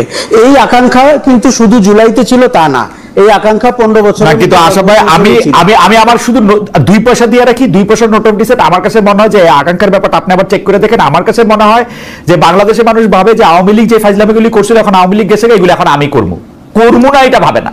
তাইলে এতগুলি ফালতু মামলা আসতো না, এতগুলি ফালতু মব সৃষ্টি হইতো না। আচ্ছা, প্রথমত হচ্ছে যে আপনি খেয়াল করে দেখবেন যে 36 দিনের আগেও এই যে 3000 মানুষ গুম হয়েছে, তাদের আত্মীয় পরিজন আছে না? তারা নিশ্চয়ই কামনাবাক্যে প্রার্থনা করেছে যে এই সরকার যেন যে কোনো ভাবে বিদায় হয়। কাজে আশা আকাঙ্ক্ষাটা ছিল এরপরে গুম হবে না, আয়না ঘর হবে না। এরপরে আমি গুম করব, ও যে আমারে গুম করছে আমি তারে গুম করব, এটা হলো আমার। আচ্ছা, এই প্রবণতা কিন্তু অস্বাভাবিক না। এখন কিন্তু তারা করেছে এখন পরে বা পাকিস্তান আমলের পরে আমরা কিন্তু এই চেয়ারগুলোতেই বসতে চেয়েছি, পরিবর্তন করতে চাই নাই। আমরা চেয়েছি যে তাকে স্যার বলেছিলাম, এখন আমাকে স্যার বল। কাজেই পরিবর্তনটি সে নিজের নিয়ন্ত্রণে নিয়েছে। কিন্তু এইটা কত অংশ মানুষের মত, এটা গুটি কয় মানুষের বেশিরভাগ। কিভাবে? তারা তো ক্ষমতায়নের অংশ না। আমরা গ্যালারিতে আছি, আমরা ক্ষমতার অংশ না। আপনি খেলতেছেন, আমরা গ্যালারিতে হাততালি দিচ্ছি তো।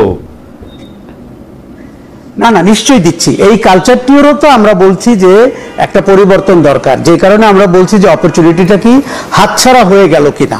আচ্ছা, এবার ইউনূস সরকার সম্পর্কে আপনাকে আমি বলি, এটি একটা অভিনব সরকার। একটা ধরেন আগের তত্ত্বাবধায়ক সরকার 3 মাস থাকবে, তাদের মধ্যে আমরা তোড়জোড় দেখতাম। এই সরকারের তো কোনো মেয়াদকাল ছিল না, এখন না হয় নির্বাচনের সময়কাল দিচ্ছে। এটি একটি ধরি মাছ না ছুঁই পানির সরকার, এবং যে নিজে কোনো পানি লাগাবে না, কাদা লাগাবে না, আবার ভদ্রভাবে বলবে বাচ্চারা ঠিক হয়ে যাও, ছেলেরা সবাই লাইনে বসে পড়ো। কিন্তু কেউ যদি না বসে, তার ব্যাপারে তার কোনো অভিমত নাই। এই যে সরকার 3 মাস আগের থেকে বলেছে যে তারা মবকে কঠোর হস্তে দমন করবে, কিচ্ছু দমন করেছে না। তারা মন্তব্য করা ছাড়া। আপনার আমার প্রিয় দেখেন, আমরা প্রেস সচিবকে এই কথা বলতে শুনেছি। ইতিহাস ঠিক জানে এটিকে মব বলবে না প্রেসার গ্রুপ বলবে। কিন্তু আমরা সরকারটিকে দেখতে চেয়েছিলাম যে সে যেন ফ্যাসিলিটেটর হয়, সে যেন মডারেটর হয়। এবং মডারেটর কিন্তু কখনো কখনো দয়ালু হয়ে উঠলে হবে না। এই যে আপনি যে আজকে রাজনৈতিক দল দুটির কথা, বিএনপির কথা তো আমরা সবাই জানি, বিএনপি বদলেছে কিনা বিএনপির নেতারা বলতে পারবেন, আমরা দেখতে পাচ্ছি না। এমনকি যেই কারণে মানুষের ধরেন আশা আরো কমে গেছে, ইলেকশন হলে তো হয়তো বিএনপি পাওয়ার আসবে, সেই বিএনপি, এটা আমাদের বক্তব্য। দ্বিতীয়ত জামাতকে তো আমরা মনে করছি, জামাত ভাবছে জামাত তো পাওয়ারে আছে, এই জন্য তার নির্বাচনে যাওয়ার দরকার নেই, নির্বাচনে গেলে তো সে অপোজিশন হয়ে যাবে। কাজেই কি করে জামাত সচিবালয়ে ঢুকলো, কি করে বিশ্ববিদ্যালয়ের ভিসি হলো, কি করে ডিসি হলো, কি করে এসপি হলো, এটি আপনি আপনি আমার চেয়ে ভালো জানেন। কিন্তু আমি আপনাকে বলি, এই থিওরিতে তো বিএনপির একই অবস্থা। এই যে ডিসি এসপিরা নিজেদেরকে ছাত্রদল যুবদল কইরে আসা লোক অলরেডি পরিচয় দিতে শুরু করছে, সচিবগো মধ্যে যেগুলি কি সেক্রেটারি আছে তারা বিএনপির সাথে ঘনিষ্ঠ এটা প্রমাণ করার চেষ্টা করছে। বিএনপি মাঠ পর্যায়ে অলমোস্ট দখল নিয়ে নিছে। আপনি ইউনিয়ন পরিষদে ফোন করলে দেখবেন টিএনও সাহেবের সামনে দুইটা বিএনপির গুন্ডা না মানে বিএনপির ভদ্রলোক বসে আছে। তো এই বিএনপির ভদ্রলোকদের জন্য তো টিএনও সাহেবরা সত্যি, আমি বিসিএস একাডেমিতে সাথে আমার একটা যোগাযোগ আছে এতদিন পরেও, তো ওরা আমাকে কিন্তু বলে যে বিএনপির ভদ্রলোকদের জন্য, ভদ্রমহিলাদের জন্য এবং এনসিপির এবং জামায়াতের কিন্তু তারা পরিমাণে কম। তো বিএনপির তো মজা, বিএনপির তো মজা না। আপনাকে আমি বলি, এই সংস্কৃতিটা হচ্ছে তার পুরনো ছবি, তার পুরনো সার্টিফিকেট, তার কোনো একটা আত্মীয়, এগুলো ঘষা মাজা করে আপনার ঈদের আগে যেরকম বাস নামানো হয় না রংচং করে, সেরকম করে রাজনীতির পরিচয় কিন্তু মানুষ বের করছে। কোথায় তার সাথে বিএনপির কোনো একটা জেলা পর্যায়ে বা উপজেলা পর্যায়ের লোকের পরিচয় আছে। একই ঘটনা জামাতের। এই যে দলটি যে তাকে স্বকীয় বলতো সৎ লোকের শাসন, কিন্তু তার কোনো ছিটেফোঁটা আমরা এখন দেখতে পাচ্ছি না। তার মানে আপনি কি বুঝতে পারছেন যে হাসিনা খারাপ ছিল, আওয়ামী লীগ খারাপ ছিল, কিন্তু নির্বাচনের ভেতর দিয়ে যারা সরকারে আসবে তাদের সংস্কৃতি কি? এই জায়গাটিতে কিন্তু মানুষ আরো বেশি আগামীতে আশাহত হবে। এবং আমার মনে হয়েছে যে এই সংস্কৃতির পরিবর্তন না করলে আপনি বাংলাদেশে দেখেন, আপনি বারবার বলছেন যে আমরা পুরনো অপকীর্তি ভুলে যাই, দুঃশাসন ভুলে যাই, প্রতিহিংসা পরায়ণ না হই। সামনে তাকানোর জন্য তো আপনার একটা সুন্দর চিত্র লাগবে, সেই চিত্রটিকে আমরা ক্রাফট করতে পারিনি। আচ্ছা, আমি একটু মান্না ভাইয়ের কাছে আসি, কারণ এটা একটা নতুন প্রসঙ্গ, এটাতে আমরা একটু আশরাফ ভাইয়ের কাছে আসবো। কিন্তু আমি কিন্তু মানে যারা এই জুলাইতে মারা গেছেন, যারা এখন আহত আছেন, যাদের এক পা নাই, এক চোখ নাই, এক মুখ নাই, বাচ্চা নাই, অনেক রকম ট্রমার মধ্যে যারা গেছেন, বা যাদের কেউ মারা যায় নাই, শুধু জানালাতে দেখছেন কি হইতেছে, তাদের সাথে আমার একটা কথা হয়, তারা কিন্তু 15-20 দিন, 25 দিন, 30 দিন পর্যন্ত স্বাভাবিকভাবে খাওয়া দাওয়াও করতে পারেন নাই। মানে যারা টিভিতে দেখছেন তারাও কিন্তু এটার মধ্যে আমি মনে করি বিচার হওয়া উচিত। কিন্তু আমরা এই বিচারটা প্রতিষ্ঠা করাই জুলাই স্পিরিট। আমার কাছে বিচারটা প্রতিষ্ঠা করা, এই গণমামলা না দেওয়া, মব না করা। আমি মান্না ভাইয়ের কাছে যেটা জানতে চাই যে মান্না ভাই, আপনি জানেন যে তত্ত্বাবধায়ক সরকার বাতিল করে দেওয়া যে রায়, সেটা রিভিউ করার জন্য আবেদনের শুনানি হয়েছে। সেখানে আমাদের চিফ জাস্টিস বিচারপতি সৈয়দ রেফাত আহমেদ আবেদনকারী যে পক্ষ আছে সেটা আইনজীবীর কাছে প্রশ্ন করছেন যে ত্রয়োদশ সংশোধনী যদি আমি পুনরুজ্জীবিত করা হলে তা কখন থেকে ইনভোক বা বাস্তবায়ন হবে।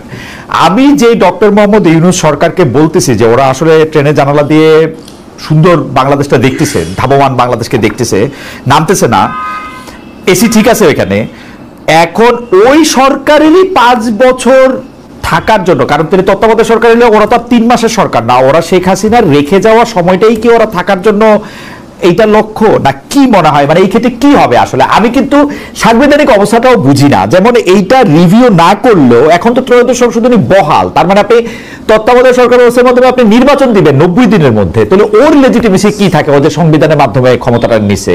মানে আমি বলতেছি ইউনূস সরকারের এটা কি একটা প্যাচগোছ আছে ভবিষ্যতের জন্য, নাকি অবশ্য প্যাচ থাকলেই কি আইসা বলবে অতীতের সব কাজ ঠিক আছে, প্রবলেম তো নাই নাকি? আপনি প্রশ্নটির নিজে জবাবটা দিয়ে দিয়েছেন। আমি না এর চেয়ে বেশি জানি যে তা না। আমার কাছে এরকম মনে হয়েছে যে মানে এই অন্তর্বর্তী সরকার যে এতদিন আছে তার লেজিটিমেসিতে একটা প্রশ্ন আছেই। আপনি এখন তত্ত্বাবধায়ক সরকার মানলেন, সেটা কবে থেকে কার্যকর হবে সেই রায়ের উপরে তো এই গভর্নমেন্টের ভ্যালিডিটি, লেজিটিমেসি সবই ডিপেন্ড করে। অতএব তারা এই জায়গাতে ভ্যালিড আছে, তারা ওই কারণেই অ্যাপিলটা করেছে যাতে ইমিডিয়েটলি এটা কার্যকর করা না হয়। তারা নির্বাচন দিয়ে দেবে, তারপরে তার মানে এই ইলেকশনের পর থেকে যাতে তত্ত্বাবধায়ক সরকার ব্যবস্থা চালু হয়, এটাই বর্তমান সরকার চায়। আপনি ক্ষমতায় থাকলে, এই উপদেষ্টা পরিষদের মধ্যে থাকলে আপনিও সম্ভবত তাই চাইতেন। তার তো কোনো বিকল্প নাই, তার কাছে কোনো বিকল্প নেই, আমার কাছে কোনো সমস্যা নাই। এখন যদি অন্তর্বর্তী সরকার কি বলে তত্ত্বাবধায়ক সরকারই আসে 3 মাস পরে নির্বাচনে, আমার ক্ষতি কি আছে? এই সরকারের বদলে নতুন আরেকটা সরকার, সেই সরকার তত্ত্বাবধায়ক হবে যেহেতু, অতএব সেই সরকার কোনো পক্ষে যাবে না, সেটা ভালো নির্বাচন করে আশা করতে পারি, তার কাছে আমি থাকতে পারি। কিন্তু এই সরকারের জন্য তার বাঁচানোর প্রশ্নে, তার লেজিটিমেসির প্রশ্নে যে বড় প্রশ্নটা তৈরি করছে, সংকট তৈরি করছে, তার কারণে তার পজিশন এরকমই হবে। আমি যতদূর বুঝি ততদূর বললাম। কিন্তু মান্না ভাই, আমি ঠিক আছে, এইটা আশরাফের কাছে যাওয়ার আগে আপনি কি এক লাইন এটা বলবেন যে আমাদের উপদেষ্টারা ডক্টর ইউনূস সহ তারা সবাই বলেন যে তাদের যেহেতু আর কোনো নির্বাচন করার শখ নাই, বেশি দিন থাকার শখ নাই, তারা সবাই তো স্ব ক্ষেত্রে অনেক ভালোই ছিলেন, তারা এখানে আসতেছেন দেশের জন্য একটা সার্ভিস করার জন্য, সে সবই ঠিক আছে, কিন্তু যেহেতু তাদের কোনো কিছু কাউকে দেখানোর নাই, সেই জন্যই কি তারা একটু এরকম নির্লিপ্ত, মানে যেটা ভালো মনে করেন সেটা করলেন? মনে করেন আজকে যদি মনে করেন যে মানে প্রায়োরিটিটা ওইভাবেই ঠিক করলেন, আজকে যদি মনে করেন যে প্রায়োরিটি হচ্ছে গ্রামীণ ইউনিভার্সিটি দেওয়া, ওইটা দিলেন। আজকে যদি মনে করেন যে প্রায়োরিটি হচ্ছে যে একটা বিদেশে লোক পাঠানোর একটা কেন্দ্র করা, ওইটা করলেন। ব্যাপারটা কি এরকম? এইটা তো ঠিক, ধরেন যে যারা এখানে আছেন তারা আমি মনে করি তারা প্রাথমিকভাবে এক ধরনের ড্রিম নিয়ে আসছিলেন। যেটা ডক্টর ইউনূসের কথা, যেটা এই নাহিদ হাসান বাইরে এসে বললেন যে উনি পদত্যাগ করেছেন বা করবেন, সিদ্ধান্ত নিয়েছেন, তারপরে আমাদের সবাইকে ডাকলেন না, তখন তার সাথে আমি কথা বলেছিলাম। তখনই বলছেন যে না না, আমি তো সিদ্ধান্ত নিয়েছি যে আমি থাকছি, আমি যাচ্ছি না। Why did you do that? এটা আপনি ভাবলেন কিভাবে? সেটা ব্যাখ্যা দিয়ে গেছে। তখন তিনি বলছিলেন যেটা করবো বলে এসেছিলাম সেটা তো করতে পারছি না। সেটা কি করতে চেয়েছিলেন? সংস্কার ইত্যাদি ইত্যাদি। যে সংস্কার আপনি করে যদি না যেতে পারেন তাহলে পরে যারা আছে তারা করতে পারবে। উনি তখন জবাব দিলেন না। তার মানে আপনি ধরে নেন এরা, উনি সহ তারা যে ড্রিম নিয়ে যে আসামি আসছিলেন সেটা বাস্তবায়ন করতে পারছেন না। কেন? তার ব্যাখ্যা বহুভাবে দেওয়া যায়, কিন্তু বাস্তবটা হচ্ছে যে অবজেক্টিভ রিয়েলিটিটা প্রিভেইল করে সেটার উপরে তারা যেতে পারছে না, সেটাকে কন্ট্রোলে আনতে পারছেন না। তার মানে হচ্ছে যে তারা আইদার এটার সাথে কম্প্রোমাইজ করছে অথবা এটাকে যারা ডিক্টেট করে তাদের সাথে কম্প্রোমাইজ করে পরের দিকে যাওয়ার চেষ্টা করবেন। অথবা ডক্টর ইউনূসের কথা খুব ক্লিয়ার, উনি যেদিন ফ্রান্স থেকে এসে নেমেছিলেন এয়ারপোর্টে বলেছিলেন আমার কথা শুনতে হবে না, যদি শোনেন কিন্তু আমি আবার চলে যাবো। আশাবের কাছে একটু আসি। আশা ভাই, বাংলাদেশ এটা খুব অদ্ভুত দেশ, যে যেটা করতে চায় এটাকে সে করতে পারে না, আবার এটা পদে থাকে। আমি যে ডেইলি স্টারের যে সম্পাদক মাহফুজ আনাম সাহেব, মাহফুজ ভাইকে আমি ইন্টারভিউ করছিলাম জার্মানিতে, উনি বলতেছেন যা লিখতে চাচ্ছি তা লিখতে পারছি না, যা করতে চাচ্ছি তা করতে পারছি না। তাহলে আপনি আসেন কেন ভাই তাহলে এই পদে? তো ডক্টর মোহাম্মদ ইউনূস নাকি যা করতে চাইতেছেন তা করতে পারে না। মান্না ভাই এটা যে বলছেন এটা আমি বুঝি উনার, কিন্তু তাহলে উনি আসেন কেন? তাহলে উনি না থাকলেও বা কি হবে? এইটাও একটা প্রশ্ন, এই একটু বলতেন আমাদের। আচ্ছা, আমি প্রথমে বলি কাজ করতে পারছি না, এটা যে যখন বলেন আমার তখন এগুলোকে অজুহাত মনে হয়। কেননা উনি এই পদে আছেন কাজ করবেন বলে, কাজ করতে না পারলে উনি বিদায় নিক। আমি গত 15 বছরে, আমি যেহেতু গণমাধ্যমের সাথে যুক্ত, অনেক সাংবাদিককে শুনেছি প্রেশার, কখনো ভালো করে বুঝতে পারিনি এটা কি ডিজিএফ এর প্রেশার, এটা কি আওয়ামী লীগের প্রেশার, এটা কি তার সম্পাদকের প্রেশার, তার মালিকের প্রেশার। আমরা তো চেষ্টা করেছি এইসব প্রেশারের ঊর্ধ্বে থেকে কিছু কথা অন্তত বলার জন্য। কাজেই যে যখন বলেন এবং সেটিকে আমার শক্ত যুক্তি মনে হয় না। দেখুন, এই সরকারটি কেন ইউনিক, অতীতের সব তত্ত্বাবধায়ক সরকারের একটা ইনকামবেন্ট গভর্নমেন্ট ছিল বাজারে, এই সরকারের তো ওই গভর্নমেন্টটি পালিয়ে গেছে, কাজে এই সরকারের হাত তো খোলা। এখন এই সরকার, দেখুন লতিফুর রহমানকেও যদি আপনি ফলো করেন, 12 ঘন্টার মধ্যে 13 জন সচিব তো উনি বদলাতে পেরেছিলেন। তার মানে আপনি তাহলে 100 দিনে কেন এরকম কিছু করতে পারলেন না, বা 10 দিনে? কাজে এই সরকার কিন্তু আরেকটা অদ্ভুত ক্যারেক্টার, তার কোনো জবাবদিহিতা নাই। সে কোনো সবকিছু হয়তো শোনে ভদ্রলোকের মতো, কিন্তু কোনো উত্তর দেয় না।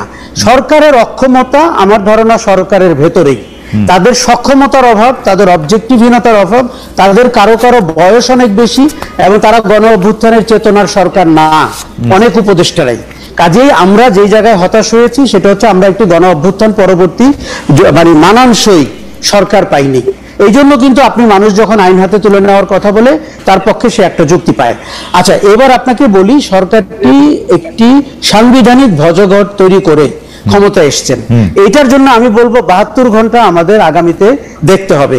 অগাস্ট 5 থেকে অগাস্ট 8 পর্যন্ত আপনি ভাবতে পারেন খালেদ, পলাতক 5 জন বিচারপতির কাছে আপনি চিঠি লিখেছেন যে আমরা কোন ধারায় শপথ নিব। লোকগুলা পলাতক, কেউ তখন সীমান্ত অতিক্রম করছে কিংবা ক্যান্টনমেন্টে, তাদের কোনো একটা রেফারেন্সে আপনি শপথ নিলেন। আপনার সবচেয়ে বড় রেফারেন্স হচ্ছে গণ অভ্যুত্থান, এই ম্যান্ডেট, যেটা আর কখনো বাংলাদেশের ইতিহাসে কেউ পায়নি।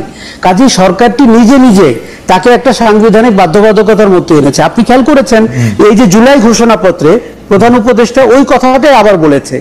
এক সময় ফিলোসফিক্যালি বলেছে ছাত্ররা নিয়োগকর্তা, কিন্তু তখন উনি বলেছেন উনি সংবিধানের 102 ধারা অনুযায়ী উনি শপথ নিয়েছেন। কার রেফারেন্সে? পলাতক বিচারপতিদের রেফারেন্সে। আপনি কি মনে করেন যে ইতিহাসে এগুলো কখনো আর পুনরুত্থাপিত হবে না প্রশ্ন হিসাবে?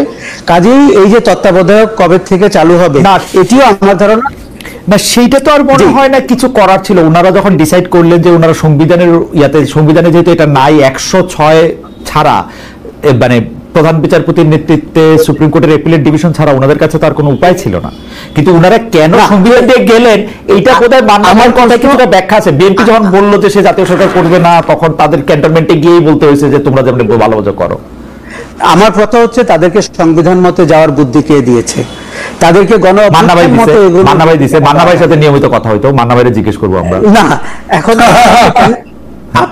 আপনি ক্যান্টনমেন্টের যে কথাই হয়নি, আমি শিওর মান্না ভাইয়ের সাথে হয় নাই, মান্না ভাইয়ের সাথে আমার এই কথা অনেকদিন হয়েছে। ক্যান্টনমেন্টের এন্ট্রি দেখতে পেলেন গণভবন, বঙ্গভবন আর ক্যান্টনমেন্ট হয়ে গেল দুটি নিয়ামক শক্তি। তা গণ অভ্যুত্থান গেল কোথায়? 1400 মানুষের জীবন গেল কোথায়? এই জায়গাটি সরকার প্রথম থেকে, এবং প্রফেসর ইউনূস প্যারিসে ছিলেন কিংবা তার কাছের মানুষরা ঢাকাতে কি পরামর্শ দিয়েছেন, ইতিহাসের স্বার্থে এগুলো একবার বেরোলে আপনি আশা আকাঙ্ক্ষা পূরণ না হওয়ার একটা কারণ খুঁজে পেতে পারবেন। আরেকটা কথা বলি আপনাকে, এই যে আপনি বলছেন গ্রামগঞ্জ পাড়া মহল্লায় সচিবালয়ে কে বিএনপি কে জামাত হয়ে গেছে, এটা তো খুব স্বাভাবিক, কিন্তু সরকারটি যদি এমন করতো যে রাজনৈতিক পরিচয় আপনার জন্য ডিসকোয়ালিফিকেশন, তখন কিন্তু এই ঘটনা ঘটতো না। সে তো এটা করতে পারেনি। কাজেই আমরা দেখতে পেয়েছি রাজনৈতিক পরিচয় ডিসকোয়ালিফিকেশন কেমনে হবে? ইউনূস সরকারকে তারা নিয়োগ দেয়, তারপরে ইউনূস সরকারের সবচেয়ে গুরুত্বপূর্ণ লোক তার মধ্যে প্রধানমন্ত্রী দেখে, তার কি হবে? খালেদ, 7 দিনের মধ্যে আমরা দেখতে পেলাম ইউনূস সরকার দেশ চালাচ্ছে না, ব্যুরোক্রেসি দেশ চালাচ্ছে, পুলিশ দেশ চালাচ্ছে। পুলিশ কাপড় চোপড় পরার পরে, ইউনিফর্ম পরার পরে আবার দেশ চালাচ্ছে। কোন ভঙ্গিতে? সেই চেনা ভঙ্গিতে। ব্যুরোক্রেটরা আপনাকে প্রথমেই বলবে কোথায় কোথায় ভয়ের কারণ আছে। আমরা প্রত্যেকটা মেমো দেখলে বুঝতে পারি কোন ব্যুরোক্রেট লিখেছে, কোন রাজনৈতিক পরিচয়ের ব্যুরোক্রেট লিখেছে। সরকারের লোকরা বুঝতে পারেন না? নিশ্চয়ই তারা বুঝতে পারেন। আসলে তাদের একটা দায়িত্বহীন সরকার। তার গণ অভ্যুত্থানের এই বিশাল ম্যান্ডেটের পরে আসার তেমন কোনো যোগ্যতা তার ছিল না, এবং সরকারের 2-4 জন বাদ দিলে এই সরকারটা বেমানান। আমাদের আশা আকাঙ্ক্ষার সাথে তারা বেমানান। কি বলে, আমার সাথে অনেকদিন কাজ করছে, উনি আজকে থেকে সিনিয়র সেক্রেটারি হইবেন, তাহলে আর এই সরকারের তো ব্যুরোক্রেটরা তো আমি জানি না এইটা কোনভাবে করতেছে। আশা করি আপনাকে ধন্যবাদ। আমি আবারও একটা নতুন বিষয় নিয়ে আসি। মান্না ভাই, আপনি যদি একটু বলতেন যে এইটা একটু এক লাইনে যদি বলতেন, আশা করি প্রসঙ্গটা আনছেন যে ওই সময় আসলে ক্যান্টনমেন্টে গিয়া এটা কি ভালো হইলো দেশের জন্য? অনেকে বলে থাকে যে দেশে যখন এরকম অবস্থা হয়েছে, ক্যান্টনমেন্ট যেহেতু একটা পার্টি ছিল, ক্যান্টনমেন্ট যেহেতু গণ অভ্যুত্থানটা সফল করার জন্য একটা নিয়ামক সরকার হিসেবে কাজ করছে, যেটাকে বন্দুকের নল ঘুরাই দেওয়া বলতেছে, মির্জাফর বলতেছে, ওয়াকারকে, আমিও কিন্তু তাই মনে করি যে ক্যান্টনমেন্টের একটা বড় ভূমিকা ছিল। কিন্তু ক্যান্টনমেন্টে গিয়া মানে এইটা ঠিক হয়েছে মান্না ভাই ওই সময়? আমি প্রথমে একটা কথা বলতে হতে গিয়ে খালেদ, আমাদের এই অভ্যুত্থান সম্পর্কে ধারণাটা বেশ ভুল যাচ্ছে। পুরো দেশে আমরা, আমার কাছে মনে হয় যে আমরা একদম ক্রাইসিসের সময় রোল করে প্লে করতে পারিনি। যেরকম করে সবাই মিলে ডক্টর ইউনূসকে ডাকলো, এখন আপনি প্রশ্ন করছেন বুদ্ধিটা কে দিল তাকে, কেন তিনি সেটা করতে গেলেন? ডক্টর ইউনূস রেভলিউশনের লোক নাকি? উনি ইনসারেকশনের বা একজন ইনসারেকশনের মানুষ নন। অর্থাৎ উনি ক্ষমতায় এসে এটাই করবেন যাতে উনি লিগালি কনস্টিটিউশনালি স্ট্যাবলিশড হতে পারেন। উনি তাই করেছেন। এটা যদি হতো, তাহলে যদি অভ্যুত্থান, মানে অন্য জায়গায় অভ্যুত্থানটা দেখেন, অভ্যুত্থান হয়, তারপরে যারা অভ্যুত্থান করে তার নেতৃত্বে থাকে সিজ পাওয়ার, টেক ওভার পাওয়ার। ওইটা না করে আপনি যদি মনে করেন তাহলে কি করা উচিত ছিল, বুদ্ধিটা কি হতো, সেই আলোচনার মধ্যে গেলে আপনি কনস্টিটিউশনের মধ্যেই যাবেন। মনে করি জি মান্না ভাই বলেন না, আপনি যে 3 দিন ধরে অপেক্ষা করলেন কেন? বিকজ আপনি এবার একটা লস। এখন কি করব আপনি বুঝতেই পারেন না যে 5 তারিখে এত বড় ঘটনা হবে, সেটা যে মতো মানুষ পালায় যাবে, ক্ষমতা আমাদের কাছে আসবে, ক্ষমতা আপনার কাছে আইসে গেছে যখন, তখন ভাবতেছেন এখন কি করি এইটা নিয়ে, আপনি সেটা ঠিক করতে পারেন। ক্যান্টনমেন্টে যাওয়া, ইউনূসকে মানে একটা খুঁজে বের করে ওকে, তো তখন as a celebrity the best person was professor Yunus. Professor Yunus কিছুদিন আগে ওই যে আপনার কি বলে নাগরিক শক্তি করতে গিয়ে এসএমএস দিয়ে পার্টি করতেছিল, পলিটিক্যালি হি ওয়াজ সো র। এটা কি আমরা আগে জানি নাকি? ওই ঘটনা থেকে তো জানি, কিন্তু সেটা আমাদের মাথার মধ্যে নাই, কারণ আমাদের মাথার মধ্যে তো কোনো বিকল্পই নাই। যখন কোনো বিকল্প নাই, খেয়াল করবেন, তখন ক্যান্টনমেন্টই আপনার আশ্রয়ের জায়গা ছিল, because that was the source of power, that is still the source of power. অর্থাৎ তারা যখন ডেকেছে all the political parties, the leaders, একদম মানে সবাই তার পিছনে দৌড়েছে। আমি তো দৌড়িতে দৌড়িতে গিয়ে পাই নাই বলে ঢুকতে পারি নাই, আমি ক্যান্টনমেন্টে যেতে পারি, পরে বঙ্গভবন গেছে না। আরে রাস্তায় মানুষ এত খালি সব জড়ায় ধরে হাত মিলায়, মানে হুলস্থুল একটা অভ্যুত্থানে একজন মানুষ পেয়ে গেছে। এই করে আমি গুলশান থেকে জাহাঙ্গীর গেটে 3 ঘন্টায় যাইতে পারি নাই, অথবা আবার যাওয়া সম্ভব হয় নাই। আমি বলছি তখন উনি ডেকেছেন, ডাকবার পরে উনি যখন ডেকেছে সবাই বলছে এটাই ঠিক। আচ্ছা, মির্জা ফখরুল ইসলাম আলমগীর ডাকলে সবাই কি যেত? দশ শিওর, উনি নিজেও শিওর ছিল না। ফখরুল ইসলাম আলমগীর বাদ দিয়ে অন্য কোন পার্টির নেতা ডাকলে বাকিরা সব যেত? No way. আমি ওইটা লিখে দিতে পারি। তো বিএনপি ডাকলেও যে যেত। আজকে যে সম্পর্কটা ডেভেলপ করেছে দেখছেন, এই সম্পর্কের কথা ভেবে সেই দিন এই পার্টি যারা আজকে বিএনপির বিরোধিতা করছে তারা যেত মনে করে। So that was the only disturb, ওইটার কোনো বিকল্প ছিল না। তারা ডেকেছে, ডাকবার পরেও তারা কত ভদ্র করে কাজ করেছে। ওটা বলে আমরা কিন্তু ক্ষমতা নিয়ে নিচ্ছি, তারা বলছে আপনারা বলেন কি করতে হবে। আর আমরা তখন বলেছি বরঞ্চ আর্মি ঠিক করুক। এইটা আমি ইন পার্সন বলছি। ধরেন যখন ইন্টারেস্টিং গণভবনে গেলাম, যখন গণভবনে গেলাম তখন ওই প্রেসিডেন্ট সাহেব এসে আমার সাথে, আচ্ছা আমি আওয়ামী লীগ করেছি না, উনি আমার সাথে কোলাগুলি করেছে, দেখি যে কাঁপতেছে ভিতরে ভিতরে। কোলাগুলি করলে কাঁপতেছে, বাইরেই তো কাঁপার কথা, বাইরেই তো কাঁপার কথা। হ্যাঁ, তা তো কাঁপছে, কাঁপছে। তো তখন আপনার ইয়ে আসলো, হঠাৎ করে ফখরুল ভাই জিজ্ঞেস করলো যে বাংলা এখন কি করা যায় বলেন তো, সরকারটা কিভাবে হবে? আমি ওই দাঁড়ায় দাঁড়ায় কি ঠিক করবো এখন, এটা ঠিক হলে সময় নেই, এখন তো কিছু বলতে হবে। তখন ওনারা বলে দিল, আমি বলেছি না আমি এটার সাথে নাই, মানে আমি তখন নিজেও জানি না কি হবে। আমি তো নিজেই 4 তারিখে বুঝে নিয়েছি আগামীকালকে সরকার চলে যেতে পারে, বুঝে যাবে অনেস্টলি। বাকি কেউ তো স্বীকার করবে না, হয়তো বলবে আরে আমি আগেই টের পেয়েছিলাম, আমি ওইদিকে যাচ্ছি না। আমাদের পক্ষতেই তখন বলা হয়েছিল ঠিক আছে আপনারা এটা বলেন কিরকম করে করা হবে। আমরা প্রেসিডেন্টকে উপদেশ মানে পরামর্শ দিলাম যে আপনি জাতির উদ্দেশ্যে একটা ভাষণ দেন, বলেন। এগুলো আমাদের বলা ছিল, নট দ্যাট যে বিচারকরা জাস্ট একটা মত দিলেন তার ভিত্তিতেই করা হলো। আমরা সবাই মিলেই মনে করেছি যে এটাই এখন একমাত্র ওয়ে, সেটাই হয়েছে। আজকে যদি এটা বলে, আমরা খেয়াল করে আসিফ নজরুল কিন্তু বলেছিল যখন তাকে বলা হয়েছিল যে কেন আপনি জাতীয় সরকার করলেন না, তিনি বলেছিলেন কই সেদিন আমরা 2বার 3বার করে বসলাম, কেউ তো তখন জাতীয় সরকারের কথা বলেন নাই। এখন ফরাদ মাজার ভাই বোঝায়, গতকালকে আমার সাথে টক শো ছিল, শহীদ মিনারে গিয়ে আমাদের শপথ দরকার ছিল, কেউ তো সেই কথা বলে নাই। অতএব যেটা হয়েছে, theory my friend is grey, evergreen is the tree of life, যেটা ঘটেছে বাস্তবত সেটাই হয়েছে। আমার মনে হয় যে এর চেয়ে ভালোভাবে আর এটা বলা যেত না। আশা ভাই আপনি কি এখানে একটু মন্তব্য করবেন? আমার মনে হয় যে খুবই কয়টা গুরুত্বপূর্ণ। মানে ভাই আপনাকে চলে যেতে হবে? আচ্ছা মানে ভাই আপনি যদি হ্যাঁ মানে ভাই আপনি যদি চলে যেতে হয়, আমরা আশা বাইরে একটু আসি, আপনি একটু ডাকসু নিয়ে একটু কথা বলে যাবেন, যে ডাকসুর ইলেকশন আসতেছে, যে এটা নিয়ে যদি একটু বলেন, এটা নিয়ে যদি একটু বলেন, 2টা নিলেই তারপর যে এখন বলেন, এখন বলবো আপনি কয়টার সময় যাইতে হবে যদি আপনি বলেন। মানে 10টায় আমার পরে শুধু 10টা বাজতে 2-3 মিনিট বাকি। আচ্ছা তাহলে আপনি 2 মিনিট একই বিল্ডিং আছে সেটা বলছি। প্রথম কথা হচ্ছে এইবারে যে ডাকসু দেখছি সেটা আমার কল্পনার মধ্যে ছিল না। ডাকসু হচ্ছে বাংলাদেশের তখনকার পূর্ব বাংলার সমস্ত আন্দোলনের একটা প্রতীক। এইটা হলো তার মানে লাইট হাউস বলেন। কিন্তু এইবার এত বড় অভ্যুত্থানে যে আমি বললাম না তো রক্ত, মানে একটা নদীর সাঁতরে আমরা ডাকসু কিনে আসলাম। ভোট যখন হচ্ছে তখন এইখানে দেখছি যে না, রাজনীতির ভিত্তিতে করা চলবে না, দলের ভিত্তিতে করা চলবে না।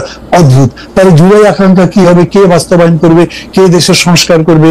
আপনার এলএসি মানে স্কুল অফ ইকোনমি যেমন সারা দিনে অর্থনীতি শিখায় বা তার ওয়েলফেয়ার ইকোনমিক্স শিখায়, ঢাকা বিশ্ববিদ্যালয় সারা দেশকে তো জ্ঞানের বাতি দেবে, তাদেরকে আপনি রাজনীতি থেকে দূরে রাখছেন। সেই ভোট হচ্ছে, এটা রেজাল্ট কি দাঁড়াবে আমি নিজে এখনো বুঝতে পারছি না। কিন্তু আমি একটা জিনিস মনে করি, যারাই চেষ্টা করুক, ঢাকা ইউনিভার্সিটি যে অ্যাডমিনিস্ট্রেশন আছে সেই অ্যাডমিনিস্ট্রেশন বলে দিয়েছে আর্মি আসবে। আপনি জানেন তো যে আর্মি আবার বলে দিয়েছে না আমরা যাবো না, আমাদেরকে সরকার বলে নাই, আমরা ওখানে যাবোই না। মানে কি ধরনের বিধিকি কি অবস্থা হয়ে গেছে। এই অ্যাডমিনিস্ট্রেশন চাইছিল যে ডিপলিটিসাইজেশনের যাতে ধারাটা অব্যাহত থাকে। This will be broken. এই নির্বাচনের পরে ধীরে ধীরে দেখা যাবে ওই ফিল্টারে পানি খাইয়ে আপনি ভোট পাবেন না, বরঞ্চ আপনাকে বলতে হবে জুলাইয়ে যে রক্ত গেছে সেই রক্তের আমরাই সত্য ছাত্র আন্দোলনের, মুক্তি আন্দোলনের, বৈষম্য বিরোধী আন্দোলনের এবং সংস্কার আন্দোলনের আমরাই হচ্ছি ভ্যানগার্ড, এবং they will be the vanguard. আমি তাই মনে করি। মান্না ভাই আপনাকে অনেক ধন্যবাদ। আমি একটু মান্না ভাইয়ের আরেকটা শোতে যাইতে হবে, সেজন্য মান্না ভাইকে একটু ধন্যবাদ দিয়ে একটু বিদায় জানাই। আমরা একটু আশরাফ কাছে ভাই আপনার কাছে আসি। দুইটা বিষয় মান্না ভাই আজকে যে বিষয়টা তুললেন সেটা নিয়ে নিশ্চয় আমরা আগামী আরো 25, 30, 40, 50 বছর ধরে এই চর্চা আমরা করতেই থাকবো যে কেন ওই সময় একটা জাতীয় সরকার হয় না, কেন সংবিধানের মাধ্যমে আমাদের একটা শপথ নিতে হয়েছে, কেন আমরা শহীদ মিনারের শপথ নেই নাই, কেন আমরা আর্মিকে এখানে আর্মির কাছে গেছি, গিয়ে আমরা সবাই মিল্লা এটা বলছি। এইটা নিয়ে আপনার একটু মানে মতামত, বা এটা বলি যে কেউ কি আসলে সেই সময় এটা বলে নাই, বা কারো মাথায় সেটা আসে নাই, না আসলে এটা কারণ কি? এবং আমরা আসলে ডক্টর মোহাম্মদ ইউনূসকে যদ্দূর চিনি, ডক্টর মোহাম্মদ ইউনূসের আসলে এইটাই করার কথা। আমি মান্না ভাইয়ের সাথে একমত যে উনি আইসা দেখবেন কোনটা কাগজ কলমে ঠিক আছে, কোনটা আইনানুগ হয়েছে। কারণ মানে এইটা ওনার প্র্যাকটিসের মধ্যে নিশ্চয়ই আছে যে উনি মানে কোনো একটা জায়গায় গিয়ে হঠাৎ করে এটা তিনি করবেন না। আপনি যদি একটু বলতেন আশা ভাই। দেখুন, আমরা জুলাই অগাস্টে আমরা পলিটিক্যাল এস্টাবলিশমেন্টটাকে ভাঙলাম এবং প্রচলিত রাজনৈতিক ধারাকে ভাঙার চেষ্টা করলাম, কিন্তু ঠিক 72 ঘন্টার মধ্যে আমরা ওই জায়গায় থাকতে পারলাম না। দেখুন, অপশন 1 ছিল এই যে ছাত্ররা বৈষম্য বিরোধী আন্দোলন, তারা যদি বিপ্লবী শক্তি হিসাবে সরকার গঠন করত। অপশন 2 হচ্ছে যে তারা কোনো শক্তি না, তারা জুলাইয়ের 1 তারিখেও 45 জন ছিল, অতএব আপনি সব রাজনৈতিক দলকে নিয়ে একটি জাতীয় সরকার করতেন। অপশন 3 হয়েছে যে আপনি সাংবিধানিক পথে গেছেন এবং ওই অনুযায়ী আপনি শপথ নিয়েছেন। কিন্তু প্রথম দুটি অপশনের ব্যাপারে তখন কিন্তু সামাজিক যোগাযোগ মাধ্যমে কিংবা আমাদের স্তরে কথাবার্তা হয়েছে, কিন্তু যারা ক্যান্টনমেন্টে গেছেন, যারা গণভবনে গেছেন, তারা তো এস্টাবলিশমেন্টের পক্ষের শক্তি, তারা এস্টাবলিশমেন্টকে কন্টিনিউয়েশন দেওয়ার জন্য গেছেন, তারা সেটাকে টিকিয়ে রাখতে চেয়েছেন। ধরেন বিএনপি ভয় পেয়েছে যে আওয়ামী লীগকে যেভাবে ঝেঁটিয়ে বিদায় করা হলো, আমার কপালেও যেন এরকম কখনো না ঘটে, অতএব আমি এরকম কিছু করব না যেটা আগামীতে আমাকে কি শিক্ষা দিবে। কিন্তু বিপদ যেটি হচ্ছে সেটি থেকে আপনার মেজাজটি চেঞ্জ হয়ে গেল। আপনার ভেতরে যে আমরা কঠোরতা দেখতে চাইলাম গণ অভ্যুত্থানের, যেই সংস্কার, যেই বিচার, গণহত্যার বিচার, সেটি থেকে আপনি তখন সরে গেলেন। আপনি একটি রেগুলার সরকারের মতো আচরণ করতে শুরু করলেন, গণ অভ্যুত্থান সরকারের মতো আচরণ করতে পারলেন না। আমার ধারণা এর সুতা বাঁধা ছিল তার পরিচয়ের জায়গা থেকেই। এর একটি আক্ষেপ আমাদের মধ্যে তৈরি হলো। এখন আমরা প্রথমে ভেবেছিলাম যে এটি আগামীতে কোনো এক সময় প্রশ্ন হয়তো উঠবে, কিন্তু এটি যে আমাদের প্রতিদিনের কাজে বাধা দিবে, প্রতিদিনের দিক পথ নির্দেশনায় প্রতিবন্ধকতা তৈরি করবে, সেটি কিন্তু আমরা তখন বুঝতে পারিনি। আপনি এখন জুলাই ঘোষণাপত্রে এসেও বলছেন আপনার সরকারের ম্যান্ডেট হচ্ছে সেই সংবিধানের ধারা, তাহলে আমার গণ অভ্যুত্থান কোথায়? এখন কিন্তু এটা একটা ডিসজয়েন্টেড ঘটনা। আপনি জুলাই সনদেও তাই দেখবেন, কেননা একটি ভুল থেকে আরো 3টি নতুন ভুলের জন্ম হয়।